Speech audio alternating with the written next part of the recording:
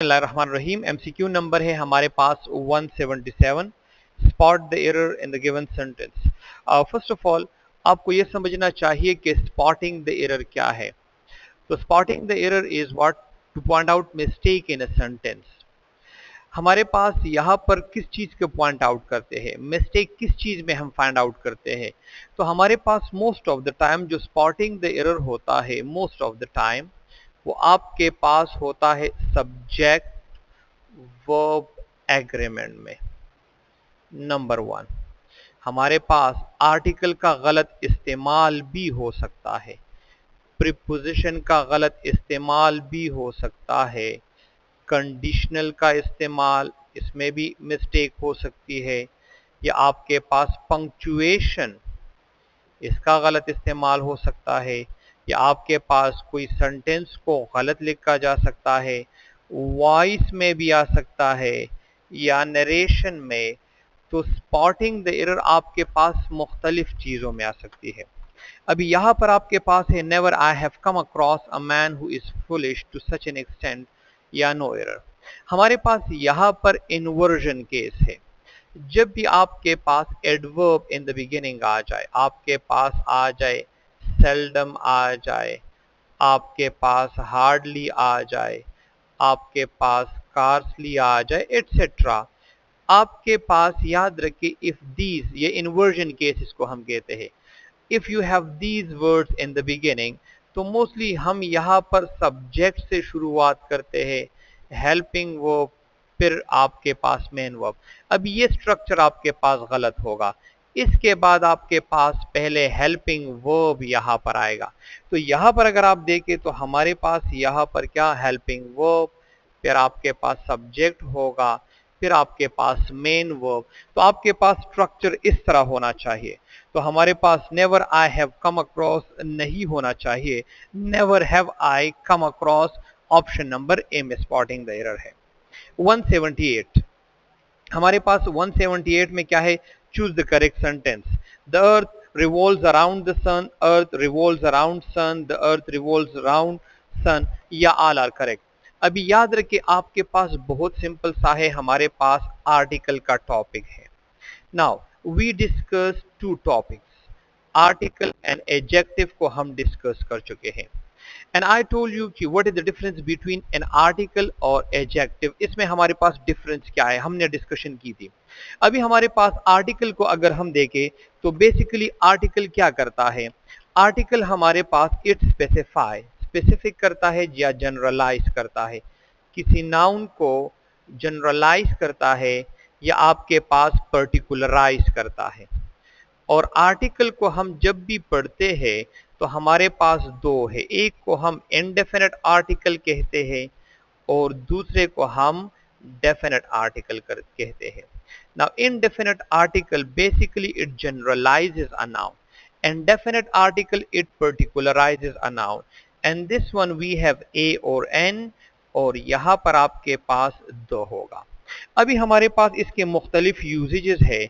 अगर हम definite article को देखें, बेसिकली हमारे पास इसका इस्तेमाल कहाँ पर होता है, when you are mentioning a noun for the second time, mentioning a common noun for the second time, उसके लिए आप क्या इस्तेमाल करते हैं, you have to use article the. For example मैंने यहाँ पर एक MCQ लिखा और मैंने लिखा आई मेट अ बॉय, और फिर मैंने लिखा dash boy was from England. Now in this sentence if you see, मैंने क्या किया, कॉमन नाउन को for the second time mention किया। जब सेकेंड टाइम मेंशन किया तो यहाँ पर आपके पास क्या होगा, आपके पास आर्टिकल द का इस्तेमाल होगा, नंबर वन। दूसरा, हम इसका इस्तेमाल करते हैं जब भी हमारे पास म्यूजिकल इंस्ट्रूमेंट्स हो। तो म्यूजिकल इंस्ट्रूमेंट्स के लिए we have to use article the का इस्तेमाल करते हैं। हमारे पास यूनिक जो चीजें होती है, यूनिक थिंग्स, जब भी आपके पास यूनिक चीजें होती है उसके साथ भी हम आर्टिकल द का इस्तेमाल करते हैं। हमारे पास न्यूज़पेपर के साथ हम इस्तेमाल करते हैं, हमारे पास हिस्टोरिकल इवेंट्स के साथ, जितने भी आपके पास हिस्टोरिकल इवेंट्स है या आपके पास सुपरलेटिव डिग्री है, या आपके पास रिवर, आपके पास सी, आपके पास ओशन, आपके पास गल्फ, आपके पास डेजर्ट। नाउ और यहां पर याद रखिए, डोंट फॉरगेट, आपके पास स्पेसिफिक हो, तो यहां पर देखिए हम आर्टिकल द का इस्तेमाल करते हैं। यहां पर हमारे पास क्या है, यूनिक चीजों के साथ, या हमारे पास that is one N number, उसके साथ हम आर्टिकल द का इस्तेमाल करते हैं। तो यहां पर हमारे पास क्या है, अर्थ, तो अर्थ के साथ भी हम the sun, the earth, the universe, the sky, उसके साथ हम आर्टिकल द का इस्तेमाल करते हैं। तो यहां पर आपके पास होगा option number A is the correct one. 180 consent, consent जो आप किसी के साथ क्या एग्री होते हैं, तो हमारे पास यहाँ पर ऑप्शन नंबर क्या है, 180 में ऑप्शन नंबर ए है, ओवर सॉरी 179, 179 में हमारे पास quickness is the right option, option number C. 181, 181 में हमारे पास वॉयलेशन जब आप करते हैं तो हमारे पास option number C is the correct one. 182 she is dash peacock in the blue. यहाँ पर देखिए बहुत सिंपल सा एग्जांपल है कि आपको जरा आसानी हो जाए। याद रखिए हमारे पास एस, एस हम इस्तेमाल करते हैं पॉजिटिव के लिए, और ये हम इस्तेमाल करते हैं नेगेटिव के लिए। लेकिन सबसे इंपॉर्टेंट चीज हमारे पास क्या है कि जब भी आपके पास आ जाए इज, एम आर, वाज और वर्ब, तो याद रखिए इसके बाद कभी भी एडवर्ब नहीं होगा, इसके बाद हमेशा एडजेक्टिव होगा। फॉर एग्जाम्पल मैंने एक सेंटेंस लिखा, she is fast, now in this sentence this one is an adjective. मैंने एक और लिखा, he was happy, now in this sentence this one is an adjective. अगर आप इसको एडवर्ब कहेंगे तो ये हमारे पास ग्रामेटिकली गलत होगा। दूसरा point, most of the time हमारे जहन में एक और पॉइंट होता है कि एल वाई से जो लफ्ज एंड होता है that is an adverb. No, this is not the right case. हमारे पास एल वाई से एडजेक्टिव भी एंड हो सकते हैं, लेकिन आपने यहां पर इसका इस्तेमाल देखना है। अगर आपके पास नाउन से पहले लफ्ज आ जाए तो वो हमेशा एडजेक्टिव होगा आपके पास। तो हमारे पास दो रूल है एडजेक्टिव को, नंबर वन के नाउन से पहले लफ्ज एडजेक्टिव होगा, दूसरा इस एम आर वाज वर के बाद जो लफ्ज होगा वो एडजेक्टिव।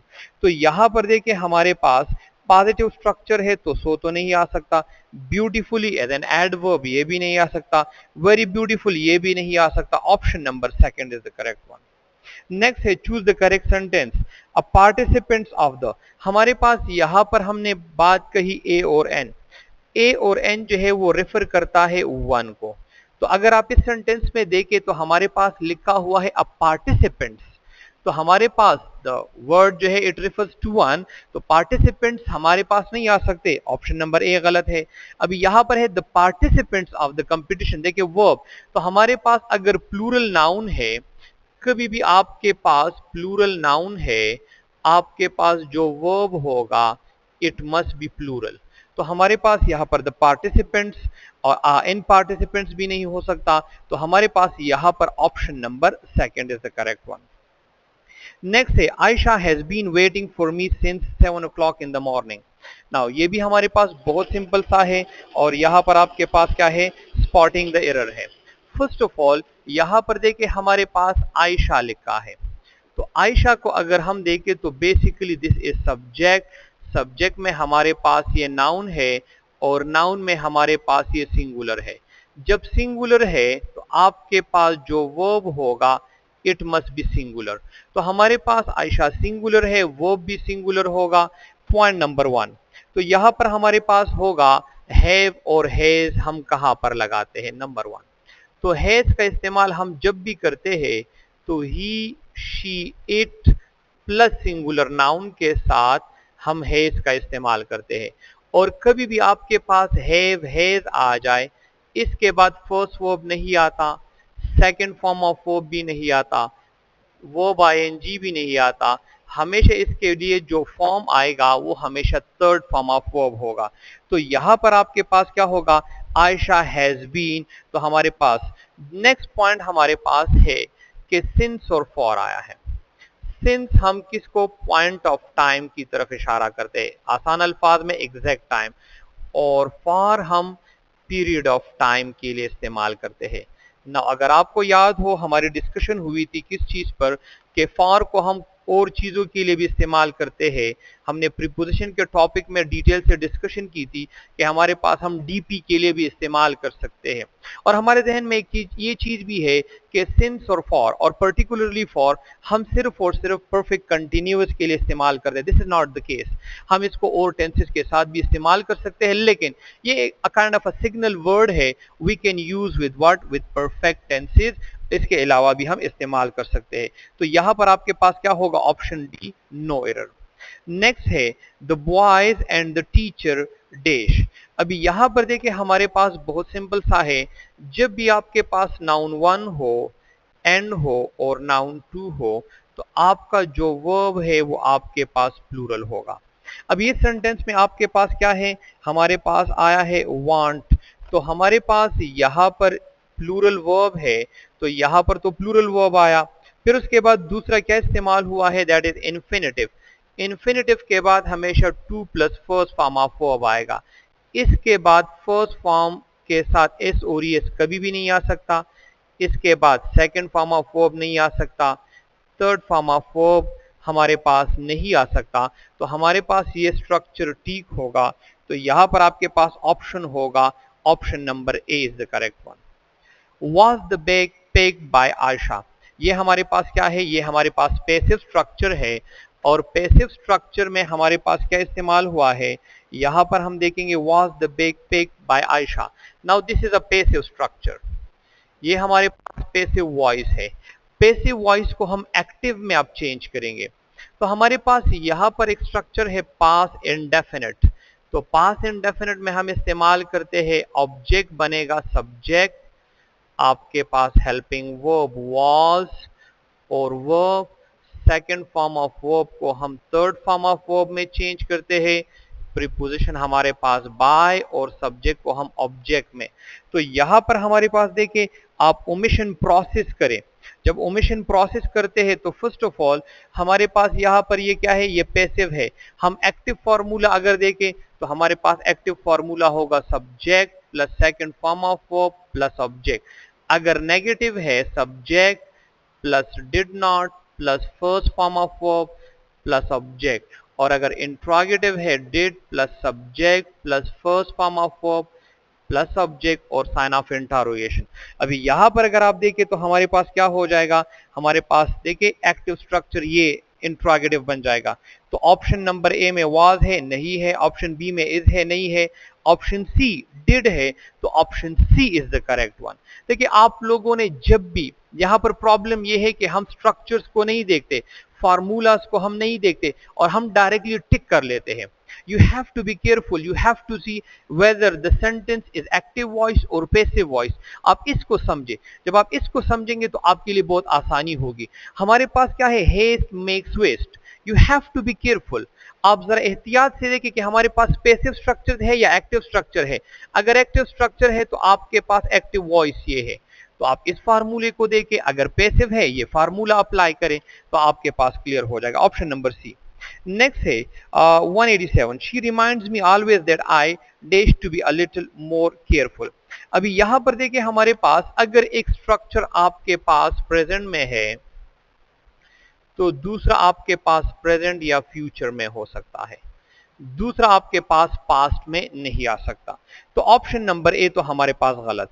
दूसरा हमारे पास जब भी आई होगा, ही शी या इट है, तो इसके साथ हम हैज का इस्तेमाल करते हैं। आई है, वी है, यू है या दे है, इसके साथ तो हम हैव का इस्तेमाल करते हैं। तो ऑप्शन नंबर बी भी गलत। अभी यहां पर हमारे पास मस्ट टू हमारे पास नहीं आता, हैव टू आता है लेकिन मस्ट टू नहीं आता। Option number D is the correct one. Next है 188। We all should dash help each other, help mutually help. हमारे पास कभी भी आपके पास ईच अदर आ जाए, इट रेफर्स टू टू। और अगर आपके पास वन अनदर आ जाए तो आपके पास होगा more than two. Now in this sentence the right option is option number C. The little boy called up his best friend on his birthday.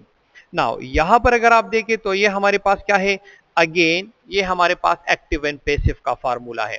अभी active and passive का फार्मूला है तो हमारे पास बहुत सिंपल सा है। आप यहां पर देखिए हमारे पास लिखा हुआ क्या है, the little boy called up. अभी ये आपके पास आया subject plus second form of verb plus object है या व्हाट एवर दैट इज।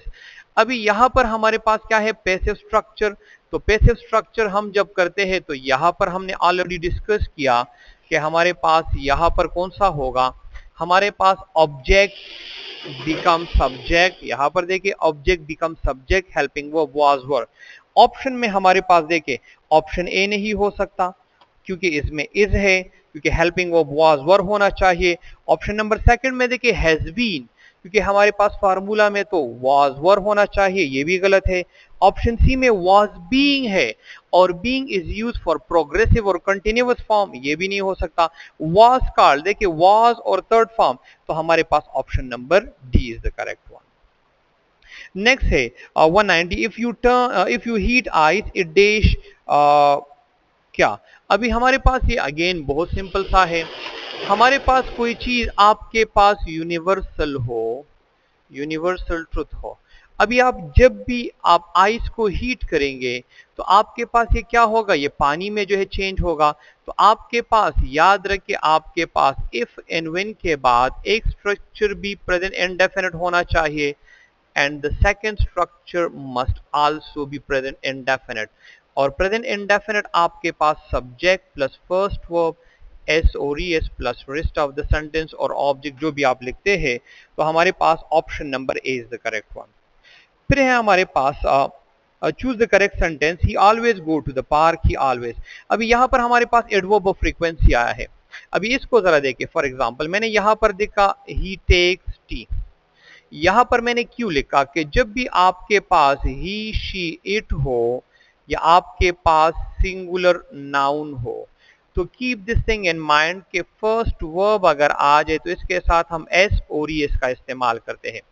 लेकिन अगर आपके पास इससे पहले आपके पास फर्स्ट फॉर्म ऑफ वर्ब से पहले एस और एस से पहले एडवर्ब ऑफ फ्रीक्वेंसी आ जाए, एडवर्ब ऑफ फ्रीक्वेंसी, और यहां पर आपके पास ही है या शी है सब्जेक्ट, तो समटाइम्स, और यहां पर आपके पास लेट सपोज एक लफ्ज है ऑलवेज और इसकी एंडिंग एस से है, तो समटाइम्स आप लोग कंफ्यूज हो जाते हैं। आप कहते हैं कि एस और एस तो ऑलरेडी यहां पर आया है, हम यहां पर नहीं लिखेंगे, ये ग्रामेटिकली गलत होना चाहिए। लेकिन आपके पास ये एडवर्ब अपना है और ये वाला अपना है, तो हमारे पास यहां पर क्या होना चाहिए, he always goes to the park। Option number क्या है, option number second is the correct one. Next है 192, choose the correct sentence, he has not done his work yet। हमारे पास सिग्नल वर्ड होते हैं प्रेजेंट परफेक्ट के लिए, yet और already, ये हमारे पास सिग्नल वर्ड है फॉर प्रेजेंट परफेक्ट टेंस। तो हमारे पास यहां पर याद रखिए प्रेजेंट परफेक्ट टेंस होना चाहिए, तो यहां पर आपके पास है option number A is the correct one. Work hard लेस्ट you dash fail the examination. हमारे पास पीयर्ड कंजंक्शन होते हैं, कभी भी आपके पास नीदर लफ्ज आ जाए तो हमारे पास दूसरा नॉर होगा, सो के बाद देट होगा, ईदर के बाद और होगा, टू के बाद टू होगा, स्कार्सली के बाद व्हेन होगा। इसी तरह हमारे पास यहाँ पर अगर आप देखें इसके बाद हमेशा शुड का लफ्ज इस्तेमाल करेंगे, अगर बोथ आ जाए इसके बाद हम एंड का इस्तेमाल करेंगे, तो यहाँ पर आपके पास हो जाएगा option number D is the correct one. Next है the teacher, the director and the teacher came dash coming to our side to solve our issue.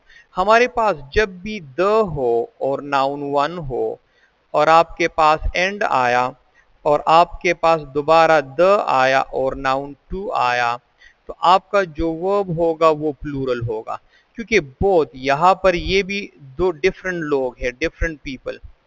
क्योंकि अगर ये सेम होते तो वर्ब सिंगुलर होता, यहाँ पर डिफरेंट है, तो हमारे पास जब डिफरेंट है, डायरेक्टर डिफरेंट है, टीचर डिफरेंट है, तो हमारे पास यहाँ पर जो वर्ब होगा it must be plural one, तो हमारे पास option number C is the correct one.